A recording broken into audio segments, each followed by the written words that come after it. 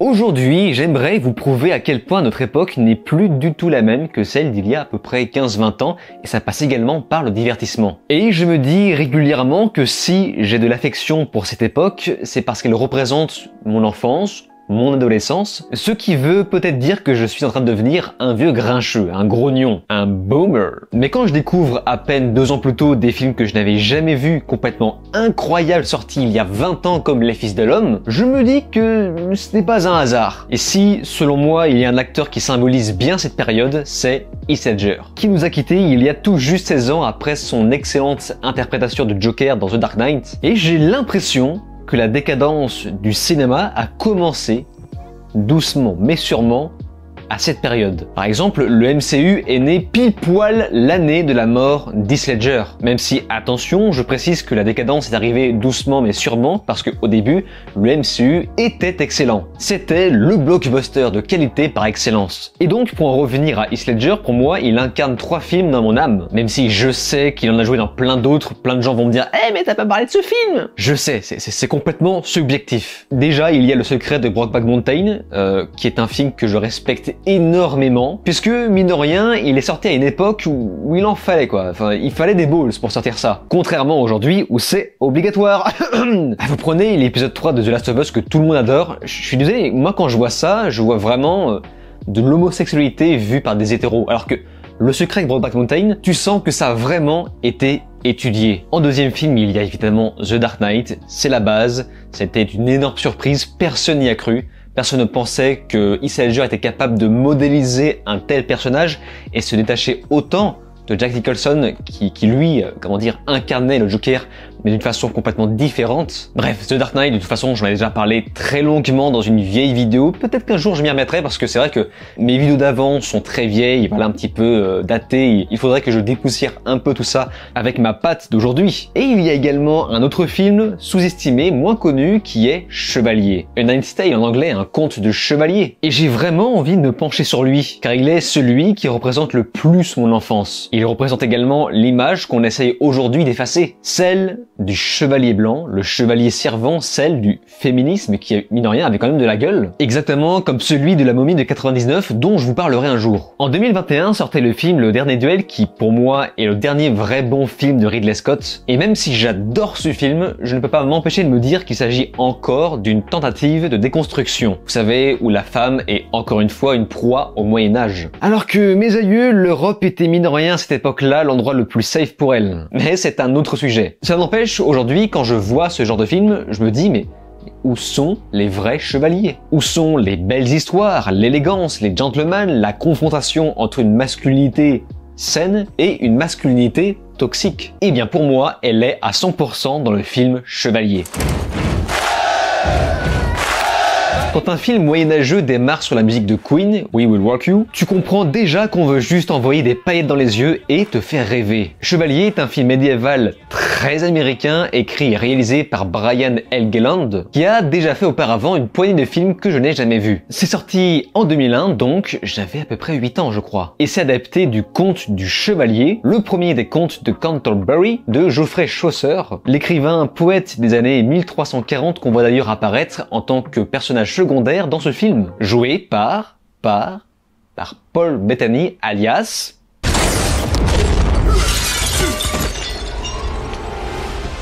Il a rapporté 117,5 millions de dollars au box-office pour un budget de 65 millions, ce qui, quand on comprend vraiment comment fonctionne le box-office, est peut être considéré comme un bide. Sans parler du fait que le film n'a pas été hyper bien accueilli non plus. Pour ma part, j'adore ce film tout en étant conscient qu'il ne s'agit pas de l'œuvre ultime. Je l'ai vu des tas et des tas de fois quand j'étais petit et sachez qu'il y a encore 3 ans, je le regardais presque en boucle lorsque je travaillais sur les vignettes de mes vidéos. Franchement, laisser tourner ce film de côté, ça déstresse. En fait, c'est littéralement ce que j'appelle un film refuge. Un film qui me renvoie à mon enfance, dans lequel je me sens bien, presque en sécurité et dont personne ne touchera. Voilà, personne n'y touchera. Pas même notre époque moderne, à moins, encore une fois, d'en faire un remake. Et au passage, le film est d'ailleurs toujours disponible sur la plateforme Netflix, donc vraiment, mais si vous avez Netflix, mais sautez dessus, sans hésitation.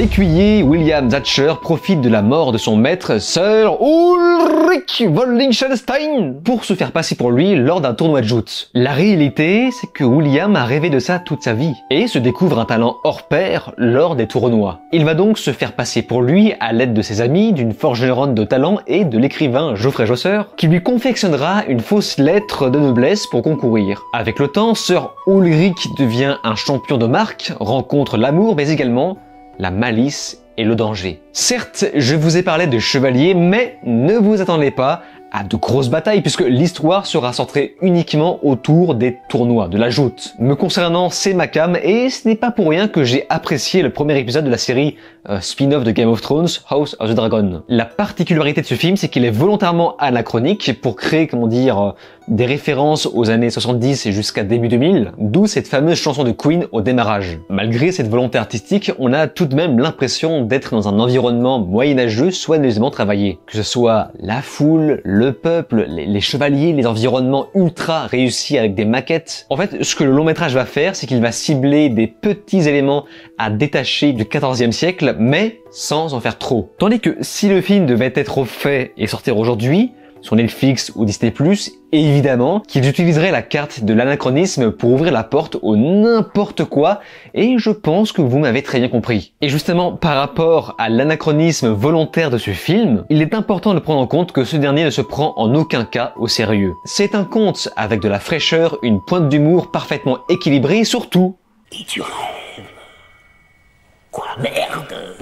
On est des marchands de rêve, putain! Chevalier est un film qui a pour but de faire rêver et plaire autant aux jeunes hommes qu'aux jeunes femmes. Puisque oui, il faut reconnaître que le public ciblé est avant tout centré adolescent. Mais je suis sûr que parmi les gens qui me regardent, il y a beaucoup d'adultes qui se sentent encore ados dans l'âme. Autrement, il s'agit d'une production, comme je vous le disais, américaine, et on le ressent bien énormément dans le concept, le fameux concept du self-made man du côté de Sir William, qui va partir de rien pour devenir quelqu'un, et j'adore ça. Vraiment, j'adore ce type de film. C'est une recette très connue, utilisée et réutilisée, mais qui marche à chaque fois sur moi. En tout cas, quand c'est un minimum bien fait, je veux dire, à chaque fois, ça me donne du courage. Un petit peu comme ce film incroyable avec Will Smith à la recherche du bonheur, encore un film issu du début des années 2000. Peut-être qu'un jour je devrais parler de celui-là aussi. Bref, lorsque vous allez regarder le film Chevalier, vous allez vous rendre compte que ce statut finalement était quand même très prestigieux. Et si vous jouez au jeu vidéo Kingdom Come Deliverance, qui pour moi est vraiment à faire, eh bien vous vous rendrez compte que même écuyer, mine de rien, c'est un, comment dire, un titre très respectable. Ce que j'apprécie tout particulièrement dans le titre du Chevalier, c'est que, comment dire, ces gens-là n'étaient pas de la chair à canon. Loin de là, au contraire, on les chérissait, on dorait leur blason. Et c'était justement ça qui les rendait encore plus forts sur le champ de bataille. D'ailleurs, il me semble que le film 300 également parle beaucoup de ça. On retrouve également un petit côté féministe avec la forgeronne Kate qui va devoir se dépasser 2 fois plus que sa concurrence justement à cause de son sexe. C'est là que je me dis qu'à cette époque, on n'avait pas besoin de mettre à chaque fois des épées dans les mains de toutes les femmes dans la pop culture pour faire un peu de féminisme. Juste un petit peu d'intelligence, de bienveillance, car oui, forcément, à l'époque, on pouvait se le permettre parce que, c'était pas obligatoire. Je retiens également l'acteur Rufus Sewell en comte Adhémar, un méchant particulièrement classe et vêtu d'une armure noire, même s'il n'a pas vraiment d'autre fonction qu'être méchant, si ce n'est le fait d'avoir un ego surdimensionné, et un machisme mine de rien relativement développé qu'on pouvait retrouver à l'époque. Vous parlez de Jocelyne comme si elle était une cible. N'en est-elle pas une? Non. Elle est la flèche. Oh putain la vache, c'est romantique. Ce que j'adore avec la rivalité de ce film, c'est de nous apprendre à détruire la toxicité d'un homme de la façon la plus saine possible. Comment détruire la toxicité du comte Adhémar simplement en brisant son ego? Puisque dans ce film, on ne parle pas d'un conflit entre deux peuples, nous parlons d'un simple conflit entre deux hommes par égocentrisme pour plaire à une femme. Et c'est pourquoi le personnage de William devra de ce côté évoluer, grandir, en détruisant son propre ego dans une scène qui d'ailleurs en a énervé plus d'un, où William accepte de perdre et de se ridiculiser pour prouver à Jocelyne que la victoire ne l'intéresse pas. Il n'y a que son amour qu'il veut. Et c'est là qu'on croise la route d'un autre personnage que j'apprécie, Sir Thomas Colville, incarné par James Purefoy. Il incarne la boucle finale du personnage attachant et honorable, un combattant qui donne la leçon finale du chevalier consistant à accepter de perdre. Autrement, bien qu'il soit un excellent acteur, Heath Ledger a clairement été choisi pour son physique, en tout cas pour ce film. Il avait ce physique qui plaisait aux adolescents de cette époque, peut-être aujourd'hui encore. Ce qui n'est pas tout à fait la même pour l'actrice Shannon Sossamon, qui interprète, vous savez, la douce Jocelyn. Pareil, son look n'a aucun sens dans le contexte de cette époque, que ce soit ses tenues, ses coiffures, ses cheveux parfois teints, what the fuck. Vous savez, ça me fait presque penser à Padmé dans la prélogie Star Wars, elle qui changeait complètement de look dans chaque scène. Et vraiment, je suis encore traumatisé par sa coupe de cheveux en forme de pan. Ce style de look a vraiment été placé là pour créer une sorte de reflet aux spectateurs de cette époque, pour laquelle Sir William va se battre. Mais donc, comme je le disais, comme beaucoup, bien que l'actrice ne soit pas mal du tout physiquement, hein, voilà, faut pas exagérer, elle se fait, selon moi, complètement éclipsée par sa servante, interprétée par Bénéris Bejo qui faisait ses débuts, qui est tellement belle qu'on ne voit plus qu'elle lorsqu'elle se retrouve aux côtés de Jocelyn. Mais regardez un petit peu la taille de ses cheveux. C'est incroyable. Oui, j'aime beaucoup les cheveux longs. Petite parenthèse, je vous ai parlé des acteurs. Sachez que toute ma vie, j'ai regardé ce film en VF.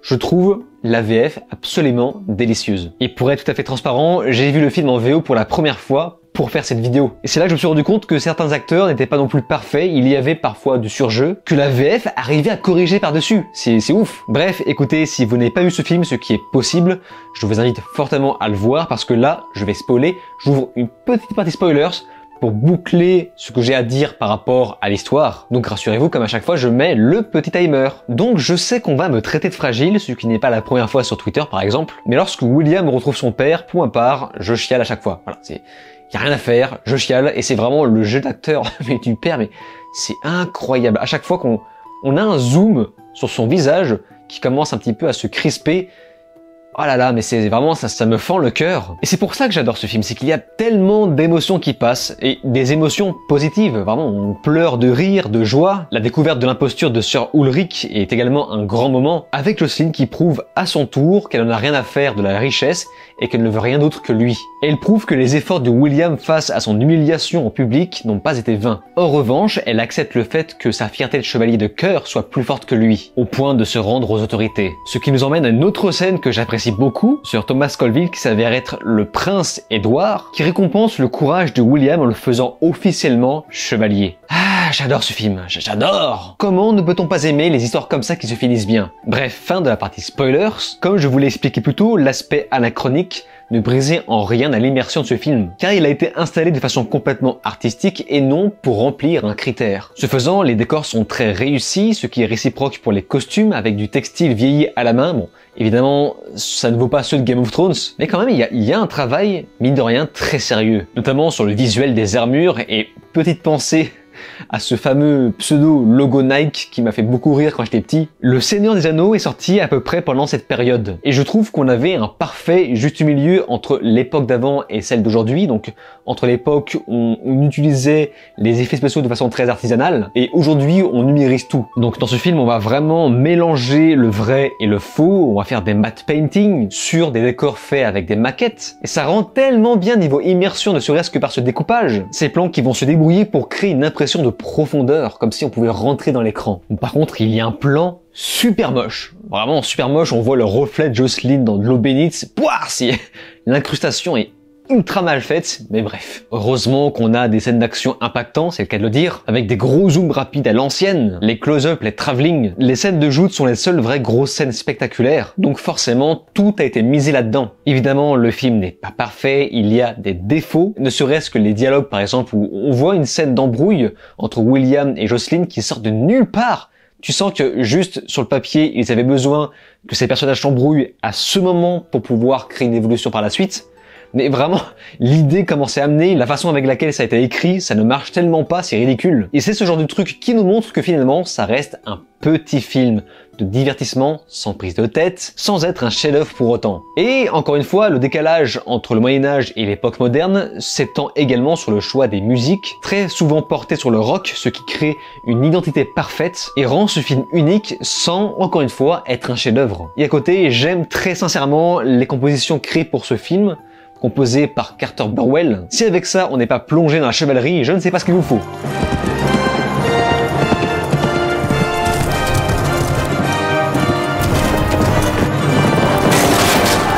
Chevalier est un film qui dégueulait de belles valeurs, de rêves, de passion. Le début encore des années 2000 était finalement une période très coloré, où les Américains avaient encore besoin dans leurs films de mettre de la joie comme ça. On n'avait pas besoin de dénoncer des trucs, de pointer quelque chose, quelqu'un en particulier. C'est à cause de toi que si, que ça. Aujourd'hui, on a besoin de noirceur. Et ça commençait déjà à sentir entre 2005 à 2010, avec des films, de très bons films, comme Casino Royale ou même Batman Begins. Mais aussi bon soit-il, c'était quand même le début d'une noirceur qu'on installait doucement dans ce cinéma, dans ce blockbuster, dans ce divertissement d'action qu'on mettait à l'écran. Et aujourd'hui, je trouve qu'on commence vraiment à prendre une ampleur trop sérieuse et je crois qu'il est temps de remettre un peu de couleur dans tout ça. Et c'est vraiment, mais c'est pas une coïncidence si j'ai été émerveillé par le film Wonka. Voilà. Parce qu'encore une fois, Wonka, et comme je l'ai expliqué, ce n'est pas le film de l'année. Mais quand même, voir un peu de couleur comme ça dans un monde très gris, très neutre, linéaire, ça m'a vraiment ramené à cette époque-là. Parce que voilà, comparer un peu ce film de chevalier à côté des films historiques d'aujourd'hui, comme Napoléon par exemple, ou encore la nouvelle version des Trois Mousquetaires, on a absolument ce besoin de rendre les choses tristes, négatives. Alors que même le film Waterloo que j'ai vu récemment, mais comment dire, ça exploitait la grandeur, les couleurs. Même si ça parlait de guerre, ça parlait de façon plus spectaculaire. Lorsque Heath Ledger est mort, c'est vraiment là qu'on a commencé à voir ce déclin. Une mort qui d'ailleurs m'a vraiment bouleversé. Bon, j'ai pas chialé parce que voilà, je le connaissais pas personnellement, mais ça m'a troublé. C'est la première fois que je me disais, ah merde, ça veut dire qu'on ne reverra plus jamais cet acteur sur nos écrans. Et c'est pourquoi je rends hommage à Heath Ledger en faisant une minute de silence.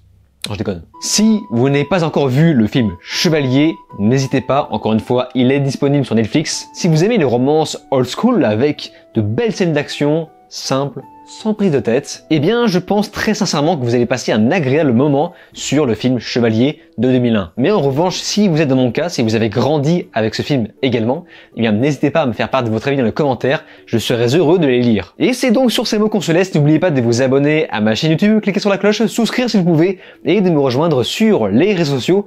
Je vous dis alors ciao et à la prochaine.